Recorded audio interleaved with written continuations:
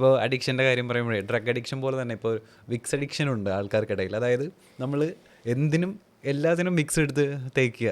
അടുത്തൊരാൾ Vicks തേച്ച് കഴിഞ്ഞാൽ അപ്പം തന്നെ അപ്പുറത്തിരിക്കുന്ന ഒരാൾക്കത് തേക്കാനും ഉള്ളൊരു ഇത് കൂടുതലാണ്, ടെൻഡൻസി കൂടുതലാണ്. അപ്പോൾ ഈ വിക്സ് എങ്ങനെയാണ് നമ്മളുടെ ഇതിൽ പ്രവർത്തിക്കുന്നത്? വിക്സ് എന്ന് പറഞ്ഞാൽ അതിൻ്റെ മെന്തോൾ യൂക്കാലിപ്റ്റസ്, ഇതാണ് അതിൻ്റെ അകത്ത് ഈ സ്മെല്ല് ഇതൊക്കെ ഉണ്ടാക്കുന്നത്, അതിൻ്റെ എഫക്റ്റ് ഉണ്ടാക്കുന്നത് മെന്തോൾ. അപ്പോൾ മെന്തോൾ അഡിക്റ്റിംഗ് ആണ്. കണ്ടിന്യൂസ് മെന്തോൾ ഉപയോഗിക്കുന്നവർക്ക് അഡിക്റ്റിംഗ് ആണ്. അപ്പോൾ ബേസിക്കലി മൂക്കടപ്പിനൊക്കെ വേണ്ടിയാണ് അതൊക്കെ ഉപയോഗിക്കുന്നതും. അവസാനം ആൾക്കാർ അത് തലവേദനയ്ക്കും പല പല പ്രശ്നങ്ങൾക്കും, തലവേദന എന്തെങ്കിലും ഏതെങ്കിലും ഹെഡേക്ക് വന്നു കഴിഞ്ഞാൽ ഉടനെ നെറ്റിയിൽ തേക്കുക, എന്തെങ്കിലും ജലദോഷമാണെങ്കിൽ ഉടനെ മൂക്കിലേക്ക് തേക്കുക, അങ്ങനെ പല രീതിയിലും ഉപയോഗിക്കും. വെറുതെ ആൾക്കാർ പിന്നെ തേക്കാൻ തുടങ്ങും. വിക്സ് അഡിക്ഷൻ ആക്ച്വലി ഇതിൻ്റെ ഒരു മെന്തോളിൻ്റെ ഒരു സൂതനിങ് എഫക്റ്റ് എക്സ്പീരിയൻസ് ചെയ്ത ആൾക്കാർക്ക് പിന്നെ പിന്നെ അതിലേക്ക് പോകുന്നതാണ്.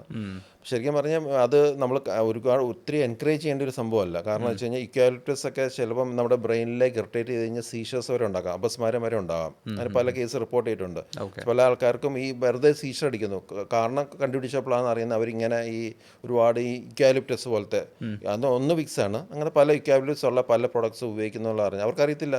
അവരിങ്ങനെ കണ്ടിന്യൂസ് ആയി ഉപയോഗിച്ചുകൊണ്ടിരിക്കും. കാരണം ഇങ്ങനെ അത് സുഖമല്ലേ, അതിങ്ങനെ മണപ്പിക്കുമ്പം അതിങ്ങനെ കണ്ടിന്യൂസ് ആയിട്ട് ഒരുപാട് എക്സസ് ആയിട്ട് ഇങ്ങനെ മണപ്പിച്ചുകൊണ്ട് കഴിഞ്ഞാൽ അതൊരു അപസ്മാരം വരെ റിപ്പോർട്ട് ചെയ്തിട്ടുണ്ട്. അപ്പോൾ അത് it's not recommended for continuous use. അത് ആവശ്യമുള്ളപ്പോൾ മാത്രം ഉപയോഗിക്കുക.